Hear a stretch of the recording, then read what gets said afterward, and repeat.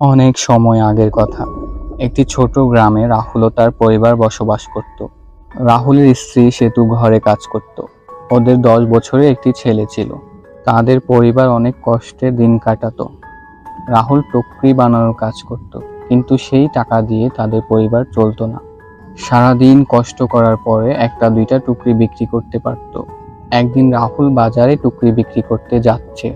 সেখানে আরো অনেক দোকানদার ছিল, কিন্তু এক দোকানদার রাহুলকে বলল, কিরে রাহুল, কেমন আছো? আজও কি টুকরি বিক্রি করতে পারোনি? আমি তো তোমাকে অনেক আগেই বলছি এসব কাজ ছেড়ে অন্য কাজ শুরু করো, কিন্তু তুই তো আমার কথা শুনছিস না। কাজ কিভাবে করব? টুকরি বানানো কাজ ছাড়া তো কিছুই করতে পারি না। ঘরের অবস্থা খুব খারাপ ভাই, কখনো কখনো পেট ভরে তো খাবারও পায় না। এক কাম করছো না কেন, নদীতে গিয়ে মাছ ধরা শুরু করো। মাছ ধরে বিক্রি করে পরিবার তো চালাইতে পারো। তোমার কাছে টুকরিও আছে, জাল কেনার আর দরকার নেই। হ্যাঁ, এটা তো তুমি ঠিক বলছো। আমি কাল থেকে মাছ ধরা কাজ শুরু করব। ঠিক আছে, কিন্তু গ্রামের ভিতরে মাছ ধরতে যেও না। গ্রামের ভিতরে কেউ তোমার মাছ ধরতে দিবে না। গ্রামের পাশে যে নদী আছে ওখানে গিয়ে মাছ ধরো। ঠিক পরের দিন মাছ ধরার জন্য রওনা দিয়েছে। রাহুলকে দেখে দীপও তার বাবার সাথে যাওয়ার জন্য বলতেছে। রাহুল না করলেও দীপ তা কিছুতেই শুনতেছে না।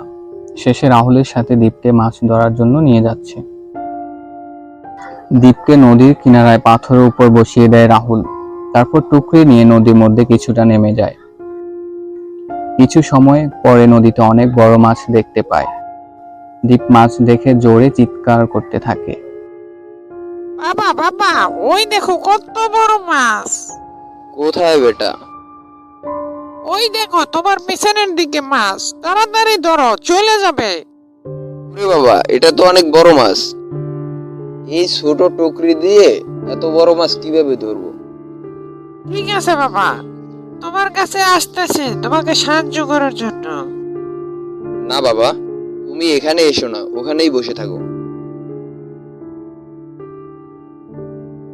রাহুল দীপকে অনেক না করলেও দীপ না শুনে বাবাকে সাহায্য করতে নদীর মধ্যে নেমে আসে। হঠাৎ করে দীপ ও মাছ নিখোঁজ হয়ে যায়।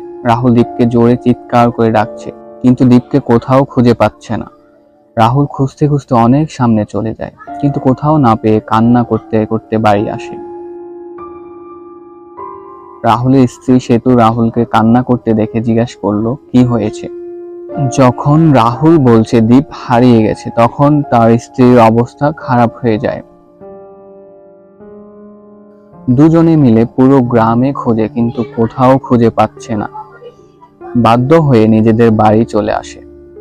কিছুদিন রাহুল ও তার স্ত্রী ঘরে উদাস হয়ে পড়ে থাকে, কিন্তু প্রতিদিন কেউ না কেউ নিখোঁজ হওয়ার খবর শুনে। একদিন রাহুল সেতুকে বলেছে,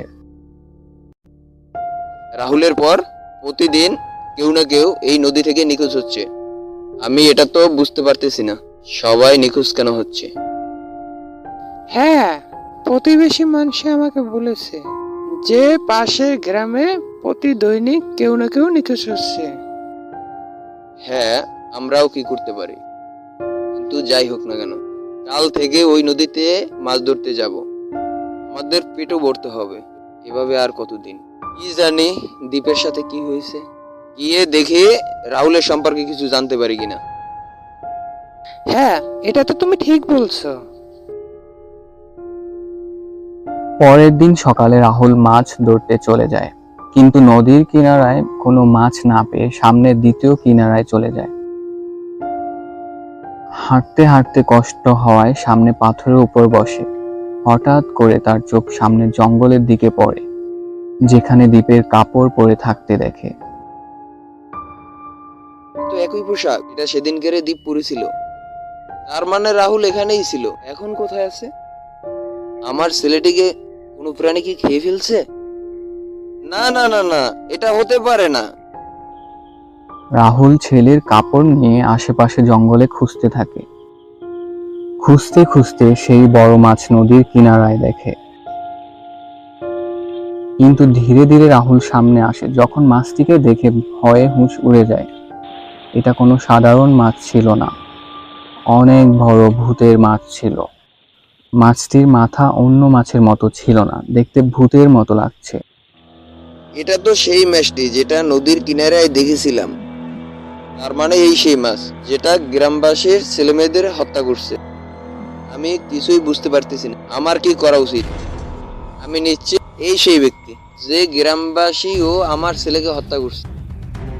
রাহুল কিন্তু বুঝে ওঠার আগে মাছটি নদীর কিনারায় চলে আসে। রাহুল ভয়ে পিছনে হাঁটতে থাকে, কিন্তু ভয়ে মাটিতে পড়ে যায়। আমি আমি আমি আমি কিছু করি নাই। আমি তো মাছ ধরতে এসেছি, আমাকে কিছু করো না, আমাকে যেতে দাও, আমাকে যেতে দাও। এখন কিভাবে তোকে যেতে দেব? তুই জেনে গেছো আমি এই গ্রামের বাচ্চাদের ধরে রেখেছি। এখন যদি তোকে ছেড়ে দিই তাহলে তুই গ্রামের লোকদের সব বলে দিবি, আর সবাই মিলে আমাকে ধরতে এখানে চলে আসবি। তুই কি ভাবছো আমি কি পাগল? আমি এখান থেকে তোকে যেতে দেব না। এখন তোমাকে আমি ধরে রাখবো, সময় এলেই এক এক করে সবাইকে খাবো। তাহলে তুমি কি সবাইকে অদৃশ্য করে দিয়েছো? কিন্তু তুমি এটা কেন বললা যে সময় হলে বাচ্চাদেরকে খাবে? তুমি কি আমার বাচ্চাকে এখনো খাওনি? আমি এগুলো আমার বাচ্চাদের জন্য আলাদা করে রেখেছি, আমার বাচ্চারা খাবে। বাচ্চা কেন? বাচ্চা কার? কার বাচ্চা? আমি কিছু বুঝছি না। এখন তুমি আমাকে কি প্রশ্ন করবে? তোমার মৃত্যু এখন তোমার সামনেই, আর তোমার এইসব জানা দরকার। তুমি এখনই তাদের সাথে দেখা করতে যাচ্ছ, তুমি সবকিছু জানতে পারবে।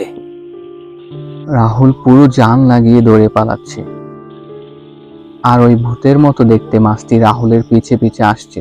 হঠাৎ করে রাস্তায় দাঁড়িয়ে থাকতে দীপকে দেখে। রাহুল দীপকে দেখে ওখানেই দাঁড়িয়ে থাকে, কিন্তু বাবাকে পাথরের দিকে ইশারা করছে, ইশারায় কিছু বলছে, কিন্তু রাহুল বুঝতে পারছে না। রাহুল কিন্তু বুঝতে পারছে না কি করবে। এদিকে ভূতের মাছটি রাহুলের কাছে চলে আসতেছে। আবার দীপ জোরে চিৎকার করে বলে, ওই পাথরের নিচে মাছের ডিম। তুমি যেভাবে হোক ওখান থেকে মাছের ডিম নিয়ে যাও।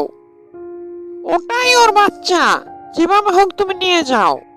এটাই ওর বাচ্চা, যেটা ও বলেছে।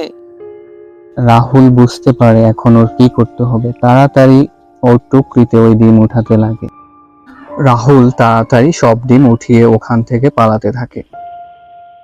ভুতুড়ে মাছটি রাহুলকে মারার জন্য সামনে এগোতে থাকে। দীপ মাছটির গায়ে লাগাতার পাথর ছুটতে থাকে। একটি পাথর গিয়ে ভুতুড়ে মাছটির চোখে পড়ে, একটি চোখ নষ্ট হয়ে যায়। রাহুল ডিম নিয়ে চলে যায়। বাড়ি এসে গ্রামের লোকদের সব ঘটনা খুলে বলে। এই সময় ভুতুড়ে মাছটি একটি চোখ নিয়ে ডিম নিতে আসে। লোকজন আগেই ভুতুড়ে মাছটিকে ধরার জন্য সবকিছু রেডি করে রাখে। রাহুল ভুতুড়ে মাছটিকে ডিম দেখিয়ে নিজেদের দিকে আসতে বলে, আর সবাই মিলে মাছটিকে জাল দিয়ে ধরে ফেলে। এই ছেড়ে দে আমাদের বাচ্চাদের, না হলে আমি তোদেরকে কাঁচা খেয়ে ফেলবো। আমার ডিম আমাকে ফেরত দাও, না হলে তোমাদের সবাইকে আমি মেরে ফেলবো। এখন তুমি আমাকে কিছু করতে পারবে না। তোমার ডিম আমার কাছে আছে, আর তুমিও আমার জালে আটকা পড়ছো। কিছু লোক নদীর কিনারায় চলে যাও নৌকা নিয়ে। আমার ছেলে তোমার নিখোঁজ হওয়া ছেলেদের কাছে নিয়ে যাবে। সবাইকে সাবধানে নিয়ে এসো। পরে রাহুল নৌকা নিয়ে চলে যায়, আর সব লোক গ্রামে নিয়ে আসে। সব লোক রাহুল আর দীপের সাহসিকতার জন্য শুকরিয়া করতে থাকে। সবকিছু ঠিক হয়ে যায়, কিন্তু এটা বুঝতে পারছে না এই ভুতুড়ে মাছটিকে কি করবে। একটি লোক তাড়াতাড়ি বড় ছুরি নিয়ে আসে, আর ভুতুড়ে মাছটির পাক কেটে দেয়। হঠাৎ করে ভুতুড়ে মাছটি গায়েব হয়ে যায়। এরপর ডিমও আগুনে জ্বালিয়ে দেয়। তারপর এই সাহসী কাজের জন্য গ্রামে মাছ ধরতে অনুমতি দেয়, আর রাহুলের পরিবার কষ্ট দূর হয়ে যায়।